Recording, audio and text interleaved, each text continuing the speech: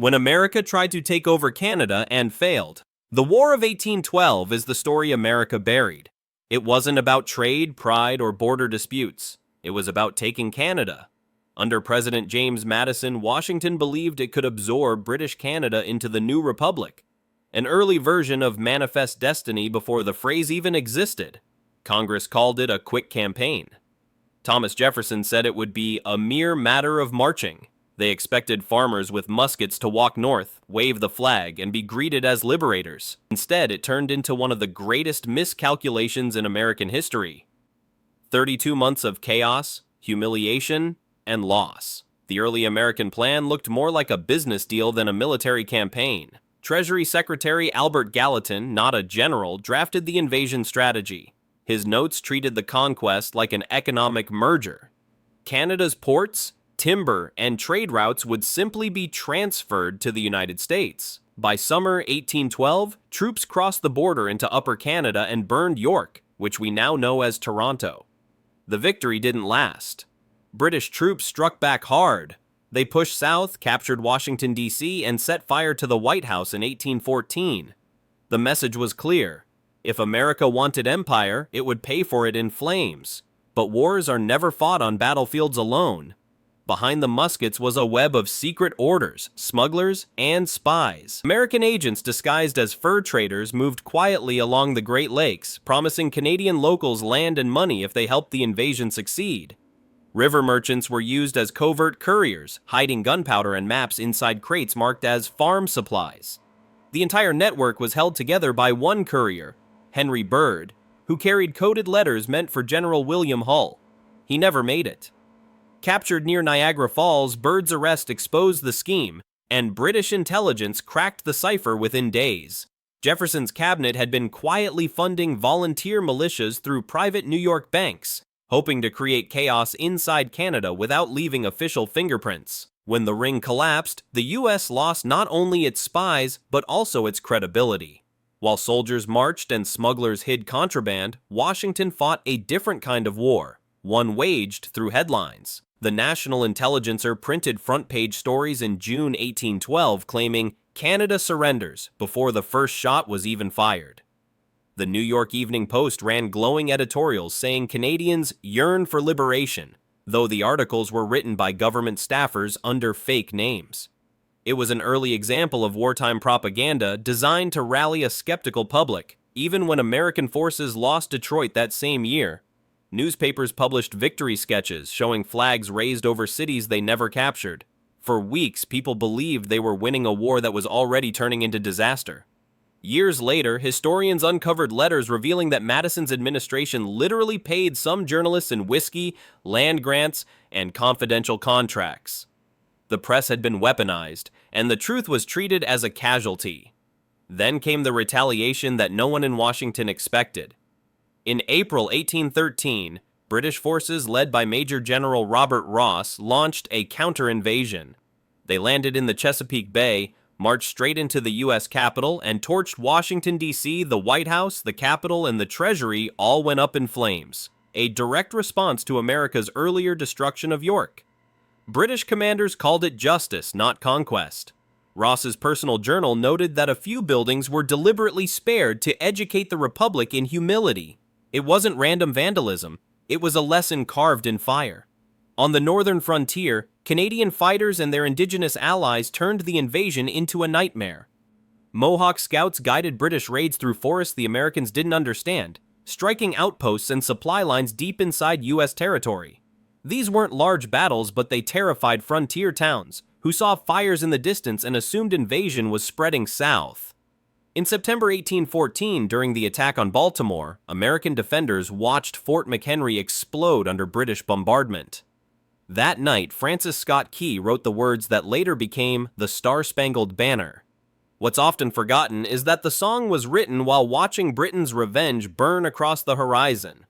By the end, the quick campaign that was supposed to last weeks had cost thousands of lives and nearly bankrupted both sides. The United States gained nothing. No territory, no victory, no glory. But Canada gained an identity. The failed invasion unified English, French, and indigenous communities against a common threat. The war that began as a plan to expand America ended up solidifying the very country it tried to erase. And for more than 2 centuries, that part of history has been quietly left out of the American story. The War of 1812 may have ended with treaties and handshakes, but the fight for Canada's survival was decided by people who never wore uniforms. In June 1813, a woman named Laura Secord walked 20 miles barefoot through dense forest near Queenston, Ontario. Her husband had been wounded in the Battle of Queenston Heights, but when she overheard American officers planning a surprise attack at Beaver Dams, she left in the middle of the night without telling anyone. For 2 days, she crossed enemy lines, climbed rocky trails, and followed animal paths until she reached Lieutenant James Fitzgibbon of the British 49th Regiment. Her warning allowed Mohawk and Caughnawaga warriors to ambush the advancing Americans on June 24, 1813, capturing more than 450 soldiers without firing a shot from the main garrison. The entire outpost survived because one civilian refused to stay silent. That spirit wasn't isolated. Just 4 months later, on October 26, 1813, a ragtag force of French-Canadian farmers and lumbermen gathered near the Chateauguay River in Lower Canada. The Americans, led by Major General Wade Hampton, marched north with 4,000 troops, confident they would break through to Montreal. Waiting for them were only 1,500 locals under Lieutenant Colonel Charles de Salaberry, many of whom brought their own muskets and powder.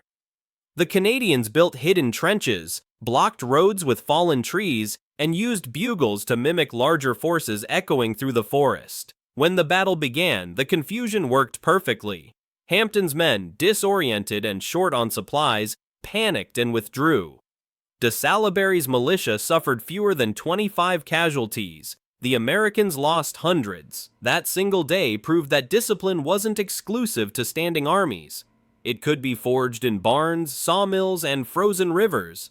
In Upper Canada, local volunteers went further, turning scraps of iron and wreckage into weapons. Records from the Niagara Historical Society, Volume 15, 1911, describe how blacksmiths in Kingston melted down ship debris to build improvised cannon mounts.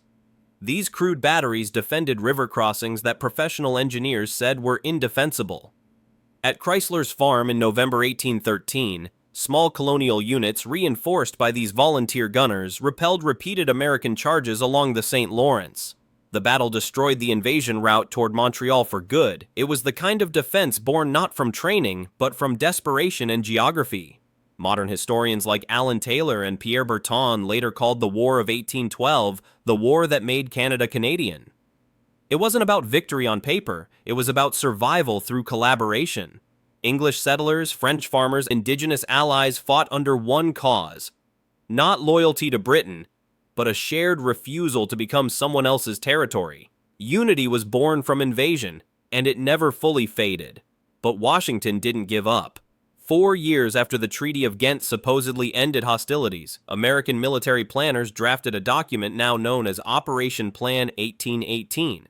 The plan surfaced only in 1978 when historian Donald Hickey found fragments in the U.S. National Archives. It detailed a contingency operation under President James Monroe, calling for the use of border patrol disputes as justification to occupy parts of Lower Canada. The blueprint outlined 3 simultaneous troop movements, one through Lake Champlain toward Montreal, one along the Detroit frontier, and another through Maine toward New Brunswick. What stopped it wasn't diplomacy, but deterrence. By 1818, Britain had stationed more than 120 Royal Navy vessels in Halifax, making any invasion suicidal. Monroe's cabinet quietly shelved the plan without announcement. It became the first recorded instance of the United States writing a peacetime war plan against a friendly Western government. When military conquest failed, a new front opened: culture and economics. In the 1850s, American philanthropists funded Ontario schools to introduce American civics textbooks, framing democracy as a model Canadians should complete. By the 1860s, U.S. businessmen were buying up logging and mining rights in British Columbia through shell companies registered under British names. A report from the Colonial Office, 1866, warned London that foreign capital under false registry now controls 1/4 of the Western rail output. During the American Civil War, Union intelligence traced Confederate spies operating in Montreal and Toronto. The chaos gave Washington new leverage. Proposals circulated within the War Department to annex northern provinces for continental security, essentially a militarized merger disguised as border protection. That fear directly pushed Britain to act. On July 1, 1867, the British North America Act came into force, uniting Ontario, Quebec, Nova Scotia, and New Brunswick into the Dominion of Canada. London moved fast, knowing a unified colony would be harder to absorb. Internal correspondence between Viscount Monk, the Governor-General, and Lord Carnarvon, the Colonial Secretary, confirms that U.S. expansionism was an explicit and immediate motivator for Confederation. The founding of a nation, in other words, was a defensive maneuver against economic takeover. The strategy didn't end with borders or railways. By the 1950s, America's focus had shifted from annexation to alignment. Declassified CIA documents released under the Freedom of Information Act mention Operation North Star, a psychological outreach campaign designed to make Canadian media and universities more receptive to U.S. defense cooperation. The operation funded cultural exchanges, film grants, and editorial programs emphasizing North American partnership. Officially, it was diplomacy. In practice, it was soft power. 2 decades later, the game moved into energy. During the 1970s oil crisis, Washington began lobbying for resource harmonization, bureaucratic code for shared control over Alberta's oil sands. U.S. corporate lobbyists from Exxon and Standard Oil attended closed meetings with Ottawa officials throughout 1973 and 1974, pushing to integrate energy exports directly into U.S. supply lines. Prime Minister Pierre Trudeau, under pressure from both London and the provinces, refused. His government announced the National Energy Program, which prioritized Canadian ownership of oil and gas. The backlash was immediate. Investigations by the Canadian Broadcasting Corporation, 1982, later uncovered that several U.S. think tanks, including the Heritage Foundation, secretly funded anti-nationalization campaigns targeting Trudeau's policy. Analysts today call that era the silent annexation. No troops crossed the 49th parallel. No shots were fired, but influence replaced invasion. From the early war heroes like Laura Secord and de Salaberry to the political standoffs of the 20th century, Canada's defense evolved from muskets to information wars, from forests to boardrooms. And while the battles changed shape, the motive behind them never did.